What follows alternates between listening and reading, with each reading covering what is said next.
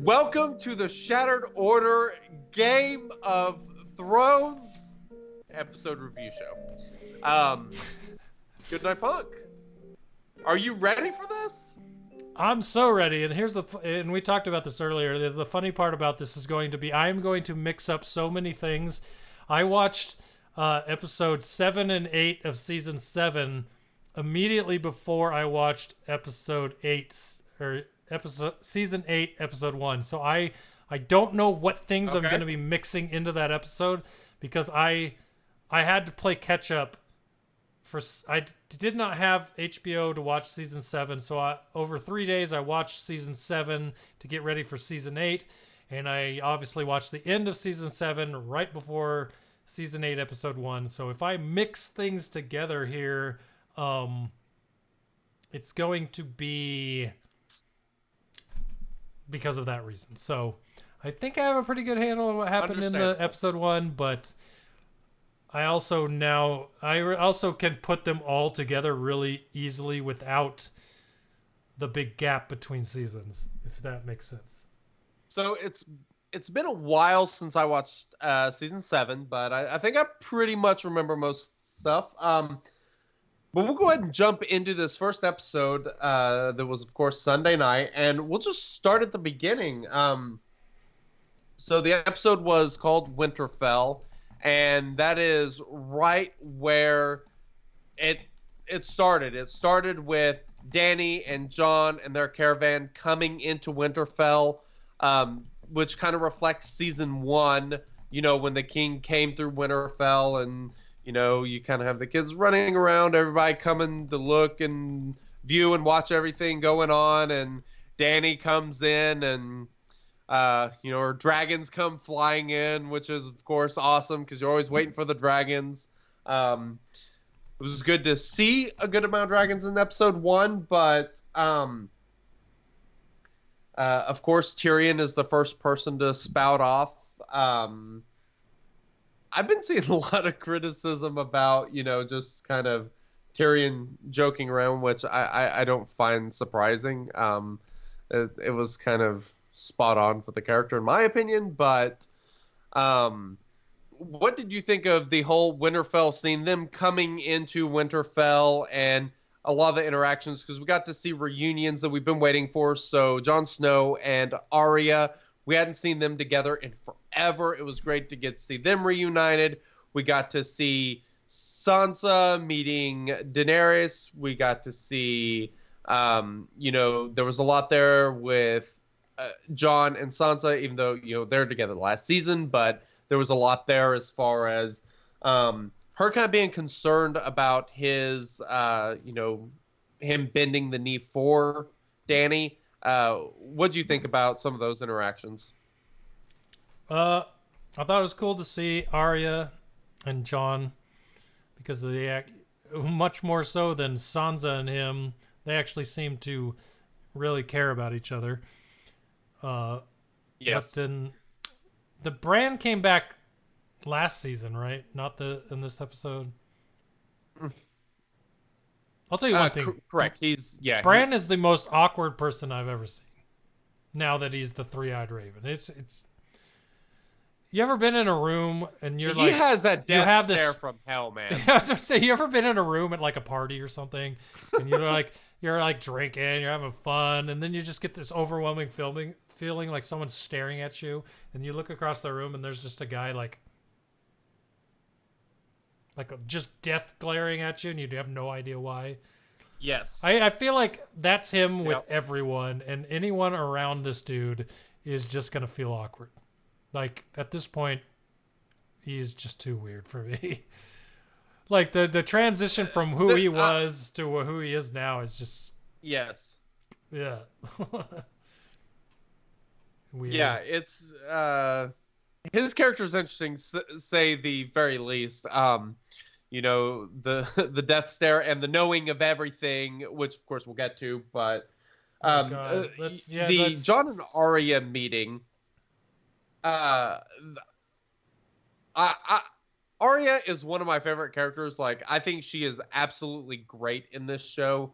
And so seeing her and John get to be reunited was great. Getting to see the excitement and them, you know, um, John giving her needle and her, showing showing him the sword that she still has it, and then uh, him showing her long claw, and just the interaction and the excitement of It them. made me laugh when And she's then, like, "Do you have another one of these?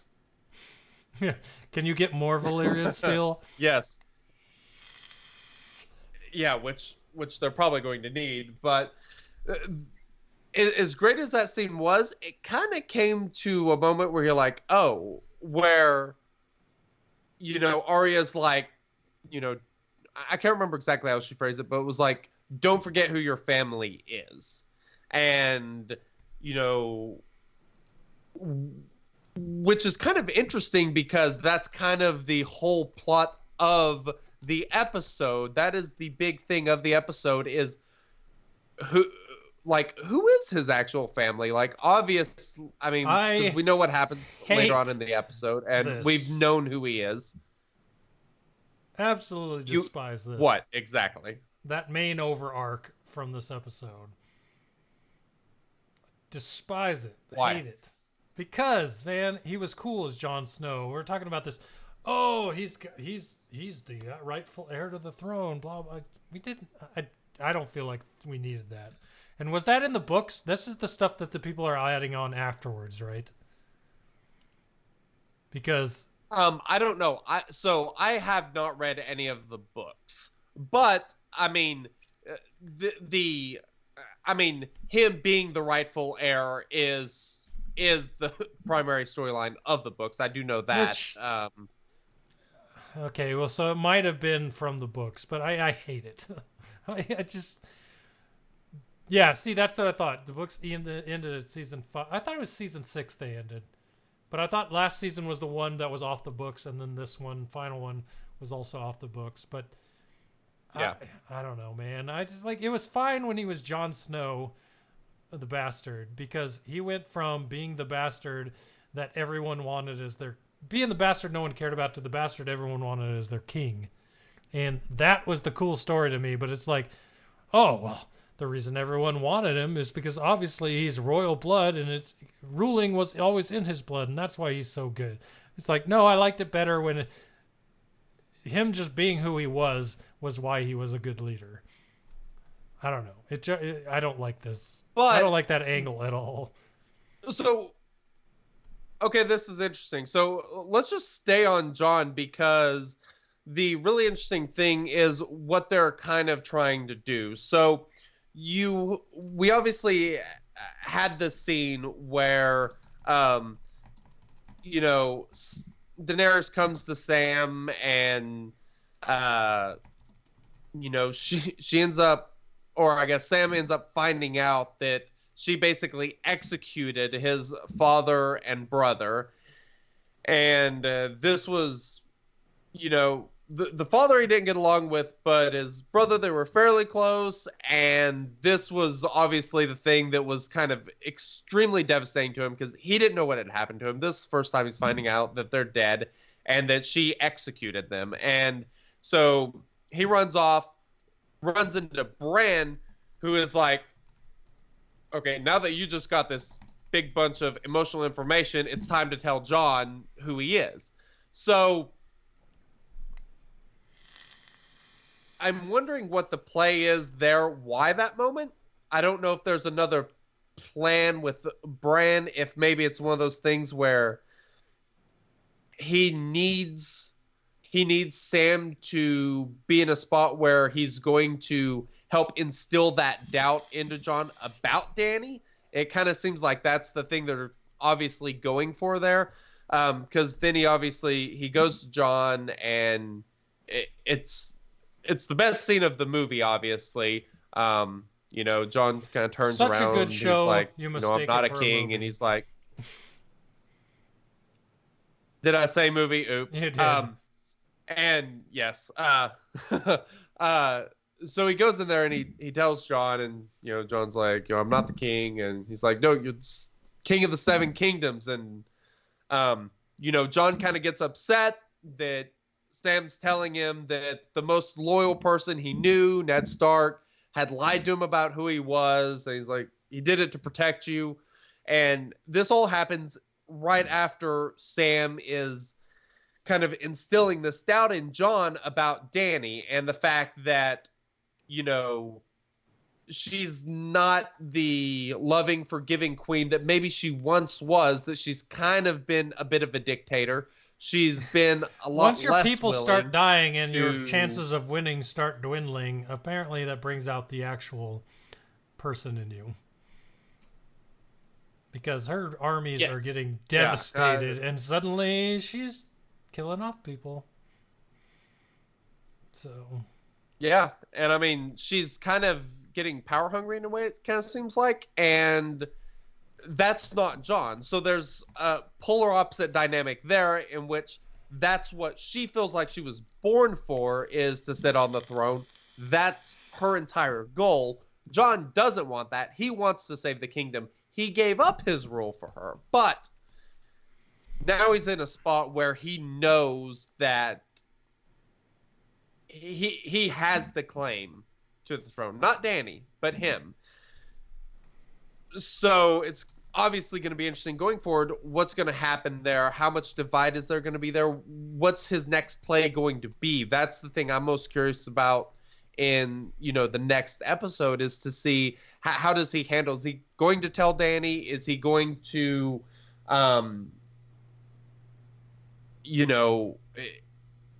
is he? I don't see John as the type to try to overtake, from Dany.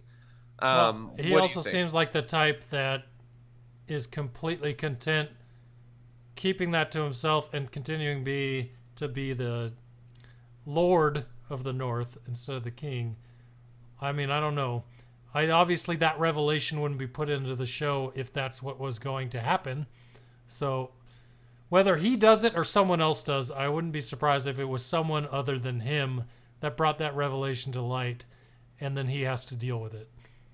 I don't think that he himself will do it. So the there's never been anything explicitly said about it that I am aware of in the show regarding Targaryens basically being the only ones to be able to ride dragons. So we have this scene where Dany and Jon go the dragons, and Jon, ironically, obviously, is riding the dragon who is actually named after his father, and, gets on there, no issue riding the dragon. Dany's like, well, she's like, you got to figure it out. It's kind of a trial by fire type thing. And I kind of think that's going to come back as a way of proof of who Jon really is to Dany at some point. Let's not dance around the elephant in the room. Let's talk about the fact that Jon Snow did the deed with his aunt. Yikes. Yeah, there's that too. I mean, I guess that's not out of character in the show. The other thing. But he did it unknowingly. Yeah. Not unlike Jaime and Cersei. So a little less there. That's true. But I would only assume that from now on forward, we will not see that again. And then Dany's going to wonder why he's become distant. No. I do. I think he's not going to do it again. The Targaryens have always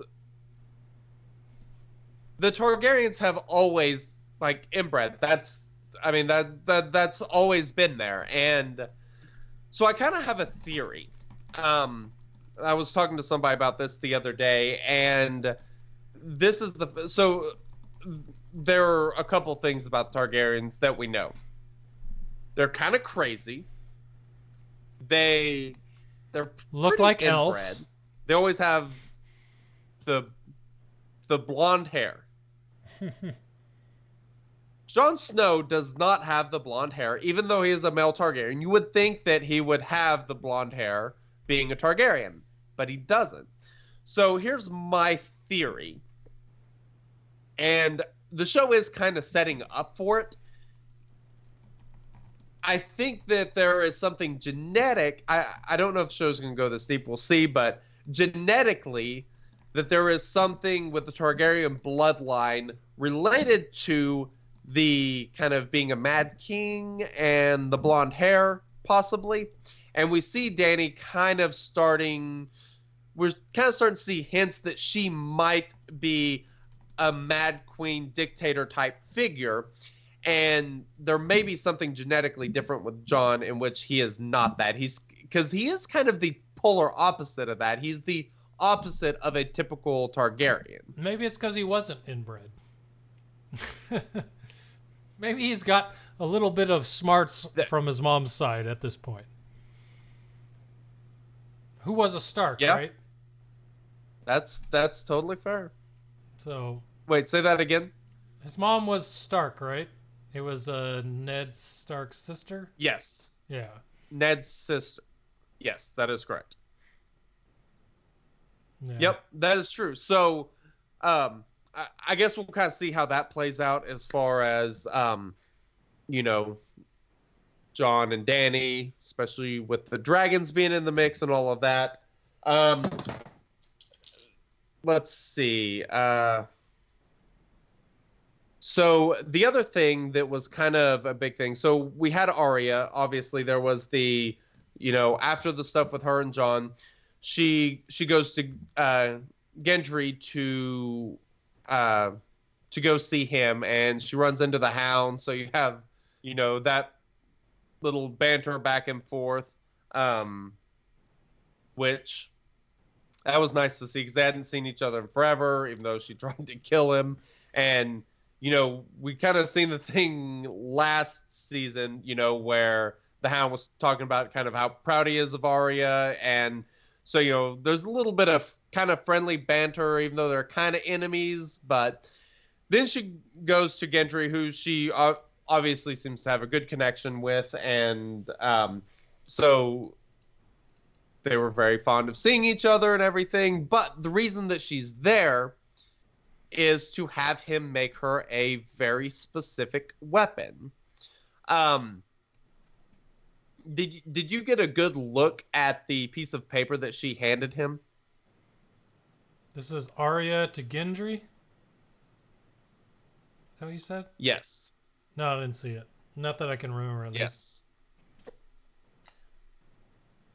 Yes. So, she handed him a piece of paper, and it had some drawings on it. And essentially what it looked like was some sort of spear launcher of some sort. Kind of hard to tell exactly. Kind of looks like it might be a knife handheld that can launch a spear out of it with dragon glass on it. So, kind of curious to see what that actually ends up being, what she actually ends up using it for, because this is kind of a strange reference, but you've played Assassin's Creed before, right? Yes. And that's immediately what I thought of as the spear out of the hand. Yes. So you have Arya, who the whole faceless man thing, being able to change who she is. I kind of get the feeling that there is going to be something to that, because she has this skill set in which she can become somebody else, blend in with somewhere, and it wouldn't be that difficult for her to execute somebody that she didn't like. It would be really interesting for her to somehow put on the face of a White Walker. That would be very interesting. I don't know if you could steal like a dead face. I don't know if that would work. That It would would be very be choppy, hard to get off that would in one be piece. Might be a little rough, but find the best face yes. that's left and cut that one off. That might be the best deal. Because as Interesting. far as we know, Yeah, there's certain people in live chat. Yeah. if you kill one that made the others, it kills the other ones, right? So if someone were to kill the Night King, then the whole army would be gone. That is correct. So if she could manage to somehow sneak in and kill the Night King that way, then that war would be completely over. But the other part to that is... But she doesn't know that either. No. But she might learn it. And you got to think, okay, you got, 8 episodes in this season? Right? I got to think the the White Walker 6, War can only last... Okay, so it's only 6. I got to think that it can only last 3 episodes. So either they're going to kill the White Walkers next episode or the one after that. Because you still have that other war to settle before the show ends. I don't know. They've released the time on the episodes, and next episode's supposed to be about 55 minutes, and then we have the next episodes that average about hour and a half. So you essentially have enough length of 8 episodes, but there's going to be something battle-wise or something that's really extending them out to that full feature length per episode, which I think should be a lot of fun. I'm really excited about that. But I am very curious because the other thing in this episode was, of course, Cersei. So we get to go to King's Landing and see Cersei, in which she gets told that the Night King has breached the wall, and she's thrilled about this, actually. And so uninformed. The obvious reason being that she has no interest in going to Winterfell. Her plan is to let the Night King take out everybody in Winterfell and then what? Try to survive herself. Not knowing anything about them. Good plan. I like this plan. Once they kill everyone in the north, they'll come for you, and you would have no idea how to fight them. No, that's smart plan. I think she thinks that she has the, just being inside of King's Landing, that they may not be able to get in, or that they can pick them off from inside of King's Landing as a possible option. Here's Because what I know about that by from Dany Walking and her Dead. dragons. Eventually, inside the wall, you run out of food. Or eventually, inside the wall, someone gets in and turns everyone inside the same as the outside. Waiting for them to come to you and hoping your walls hold them is a stupid idea. She has to be banking on them winning. Because if she's not, then it's a really, really dumb idea. So, I don't know. If she was banking on them winning, I feel like she would be going to help at Winterfell. And that's, that's been the... Let's talk about that for a second. Big gripe about Tyrion is that Tyrion... Go ahead. I'll just say Jaime shows up at Winterfell. And the only person that sees him is who? What? Bran, right? Because he sees everything. He's got that creepy dude in the corner of the party look going. And Jaime feels it and looks at him. He's staring at him. He's the only one that knows that's Jaime there. Like, the real interesting thing for me now going into episode 2 and he's waiting on him. Yeah, will be to see what happens now that Jaime's shown up in Winterfell. No, and then when he tells him that there's no armies coming, it will be. I don't think it'll be bad for him, but it will be bad in a sense that not so much as they're going to kill him, but they will not be happy. Was he waiting? Brandon move all episode. I don't think so. He kind of moved his eyebrows probably a little bit, maybe.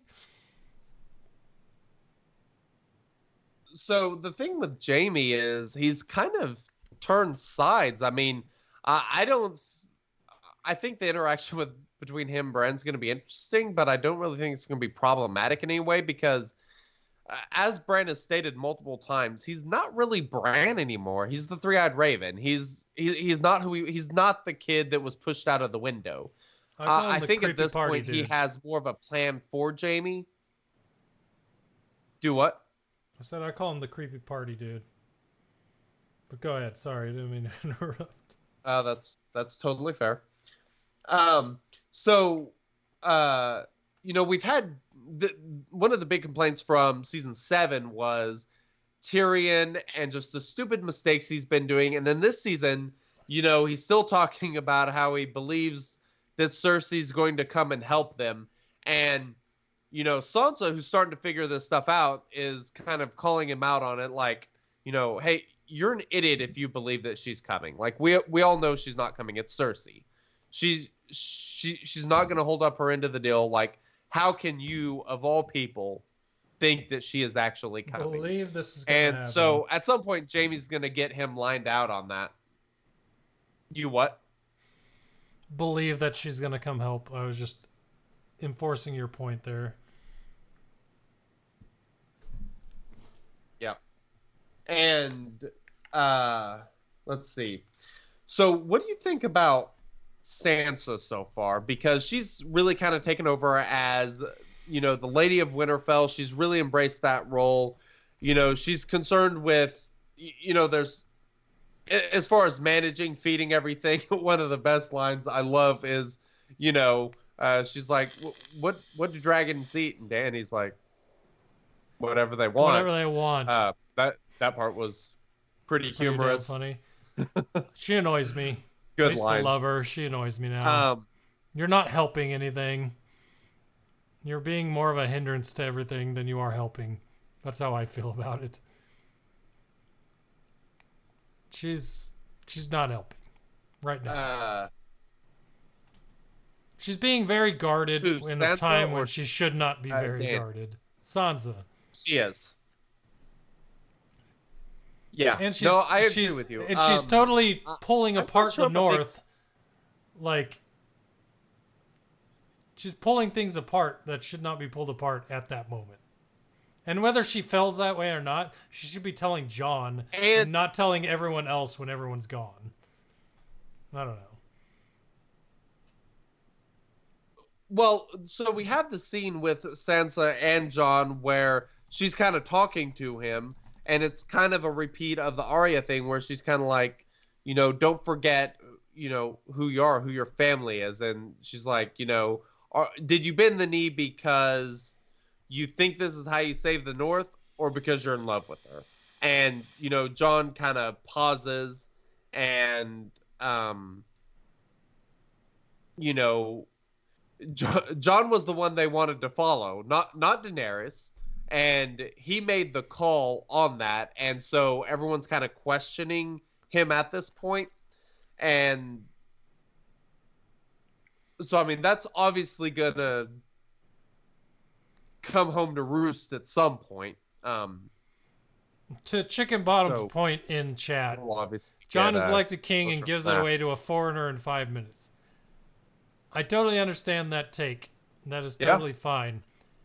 Now is not the time to split everyone by talking bad about it. Like, if you got an army of dead people who are hard to kill marching you. Yeah, well, so do they now. So there's that. But bring it up afterward. That's the other thing. They didn't know that until this episode. They just found that out whenever Bran told Daenerys about the dragon. Because up until that point, they had no idea that the other dragon had been turned into a white. That thing is scary. Is it shooting fire? Is it shooting blue fire? Is it shooting ice? It has to be shooting fire because it melted the wall. So... Yes, that's my assumption. I've got a theory that I've been trying to stitch together. You saw the last Avengers movie, correct? Yes.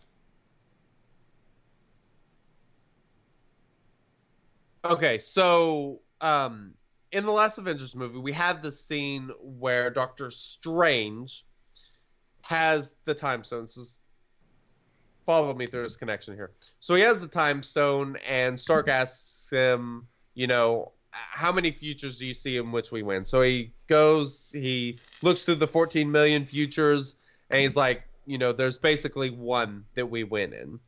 And that was immediately after that was the moment in which he gave the time stone to Thanos, which was the thing they were trying to avoid.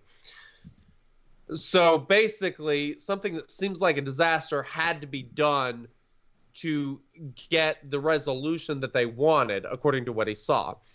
Now, I'm kind of wondering if, in the same way, there's something with Bran and Oh God, yeah.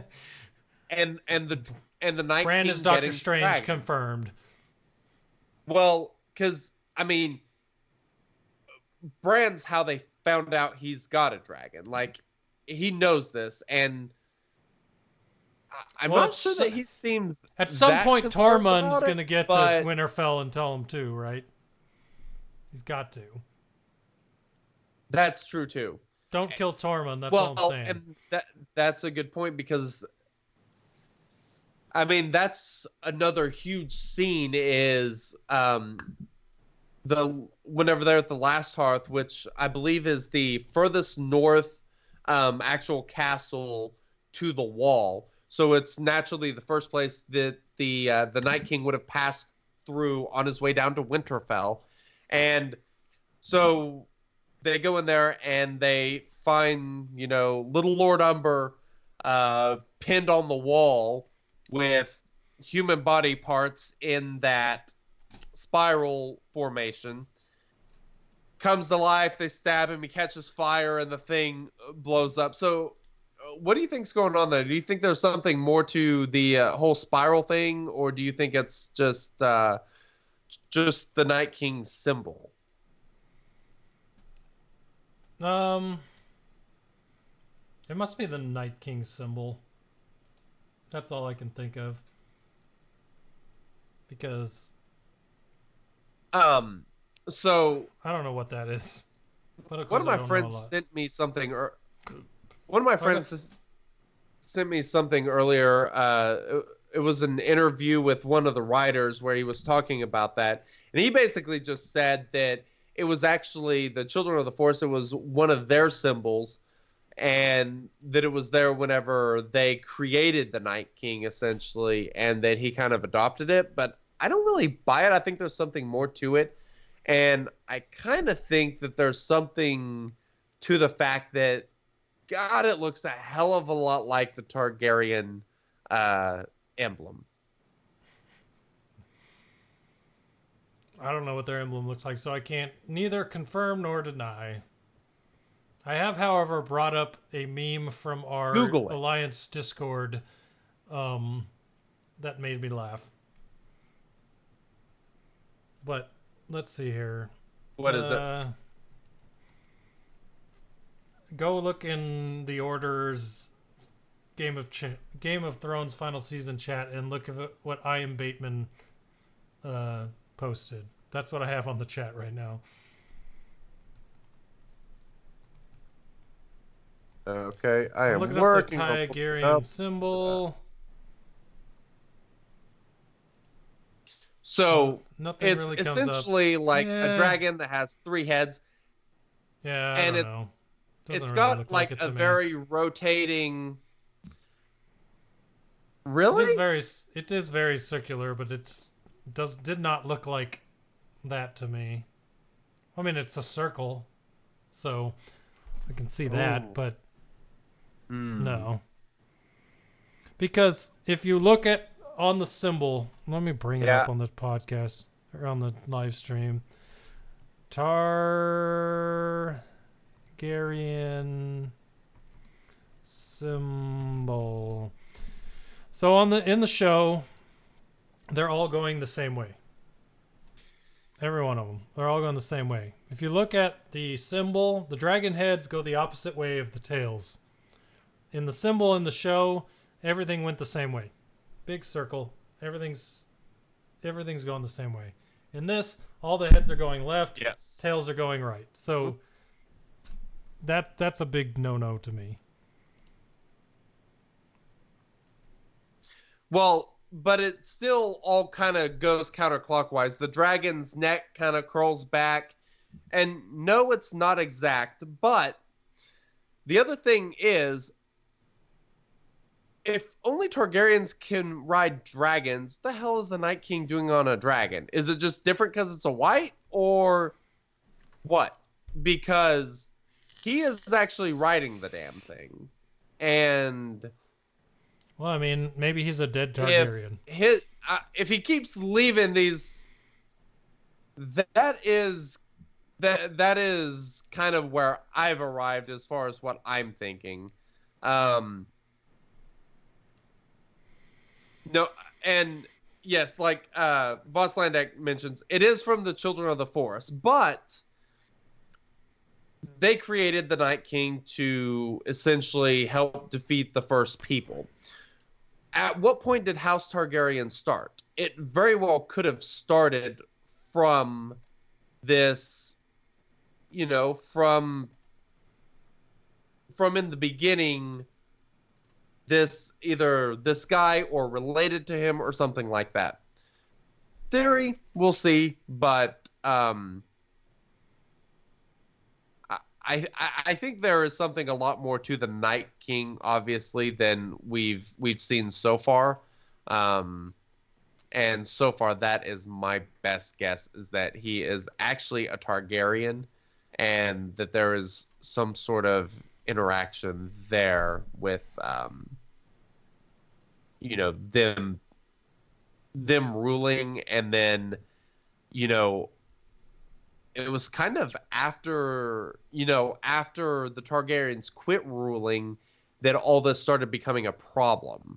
The winter and, the undead coming back. Or the dead coming back, not the undead. Now we're really talking about Walking Dead. Last episode of Game of Thrones Season 8 is where Rick fights Jon Snow. I'll pay to see that. We realize Game of Thrones is a crossover from Walking Dead. Rick Grimes, man. Oh, that would be all. Yeah. I quit watching that show. Terrible. I can't do it anymore. All right. So, were there any other scenes that you found kind of interesting with Game of Thrones? I think all the ones I was thinking of are from Season 7's last episode, so I won't mention them because I'll just be retreading old stuff. But actually, I'll retread it anyway. Littlefinger, the scene with Littlefinger from the last episode of Season 7 was amazing. Yes. That was a really good scene. Big fan. I've seen a lot of, theories as far as, Littlefinger maybe not actually being dead, or, that there's something going on there that we haven't quite seen yet. Yeah, it'll be interesting. What do you think? Do you think he's actually dead? Oh yeah, I think he's gone for sure. Unless he makes some magical return like Phasma in episode 9, then yeah, he's dead. He did. Nice. Yeah, we will see. I hope so, because I think the way that they did kill him off was excellent and very well done. But I mean, what if the person that she killed just wasn't Littlefinger? I was talking to somebody, and they were talking. Somebody had mentioned that Littlefinger was actually from. Oh God, I'm drawing a blank. Where the Faceless Men are from. So it would be possible that maybe he is familiar or has that skill and possibly sent in a faceless man to die in his place or something along those lines. Because interesting idea. Who knows? I guess we'll find out. We got 5 episodes left. Isn't that crazy? Yeah, we will certainly find out. Bravos, yes, thank you. Yes. Everything lost my interest once what's his face died. Diego Luna's character. After that, I was like, whatever. He should have been the king. Gosh, what's his name? The one that got his eyes crushed into his skull by what's his face? By the mountain. By the mountain, yeah. Yeah. Yeah, the Viper. God. The Viper, that's it. Also known as the Mandalorian, by the way. Yep. Pedro Pascal. Pascal. It wasn't really Diego Luna, was it? I like that guy. Diego Luna is Cassian. There it is. Yes. No, it is Oberyn Martell. What was Diego Luna in Game of Thrones? I'm not sure who you're talking about. Yeah, it's Diego Luna, not... No, it is Pedro Pascal. What the hell is going on here? Yeah, I'm mixing up 2 people. Diego Luna was Cassian. So, whatever. Anyways, whatever. Okay. Pedro Pascal and Diego Luna are 2 actors I really like, but I always mix them up. Diego Luna was Cassian. Pedro Pascal is going to be the Mandalorian. So, gotcha. All right. So, what are you hoping for from next episode? More people to die. Actually, I want to see where the path is put into place where Brienne of Tarth becomes the king, the queen of the 7 kingdoms. Then we'll be good. Then all will be right in the world. Nice. I do think that there is definitely going to be an interesting scene coming up with her and Jaime. Now that, there's about to be a reunion there, which is going to be really interesting. So you kind of have that little triangle between her and Tormund, and then you have her and the history with Jaime and everything. So we will see. I'm very excited to see what this season brings. We got a lot of Game of Thrones left. I'm curious to see. One thing I do find interesting is just the name Winterfell. Like, why is it Winterfell? Seems like an odd name. Seems like the place where winter would fall and no longer be a thing. But I don't know if that is too much conspiracy theory. But we will see. I think there is something to the wirewood tree. The creepy tree out in the yard, because last time we saw that was the three-eyed raven, in which there was the protective circle around it that the Night King couldn't get to. Why does it have a face? Three-eyed raven. That's a great question. Why does it have a face? That thing creeps me out, man.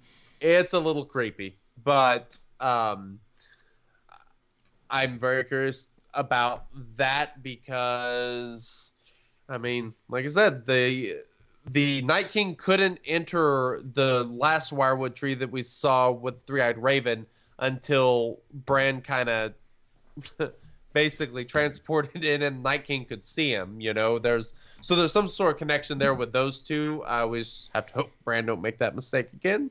So we will see. Sounds good to me. I can't wait. I am looking forward to it. So. Indeed. All right. Well, you have anything else you want to mention tonight before we head off to whatever we're doing? Before the season ends, we need to have Tormund and Brienne become a thing. It's got to happen, right? Or she scorns him her... for the Hound. One of those two. There's a love triangle there that's not really one that people. No, I don't know if people talk about it, but that right there is a triangle that I think should be a thing. There's a lot going on with. Brienne's got options. She's. Oh, there you go. She's a pretty hot commodity at this point. So. we will see what happens, and hopefully we get to see a reunion, with her and somebody next week. We will see. But wait. I'm just realizing something. Where did we talk about Forsu Arrow's name before, and not including chat? It was something during the podcast. Talk about who? Forsu Arrow in the chat. He's in the chat, but I saw his name on something else during the podcast. What was it? One last week's trivia. That's what it was. Okay. I'm like, I never, because it was capitalized in Discord chat when we were announcing his name, I never put our dude in chat with the dude that won trivia. So, hey, congratulations, man. I'm like, wait a minute, I know that name. Nice. Anyways, okay. Well, thanks everybody for hanging out with us even longer than we usually go to do some of this extra stuff with us. It's been fun talking about the episode 9 trailer and now Game of Thrones. This is some extra stuff we like to do, and hopefully you guys like it going forward, and we'll just keep doing stuff like this and see what happens. But thanks for hanging out with us a little bit even longer than I know we've been keeping you up, but this is some stuff that we're also passionate about, so looking forward to talking about it a little bit more. This week I'll try to make a little bit better notes on, the sequence of events in Game of Thrones. That way we'll have a little bit of a better guideline going, because we didn't decide to do this till after the episode had kind of aired and stuff. So we will have a better roadmap next week. How's that? Sounds good. All right, everyone. We will catch you on the flip side. Later.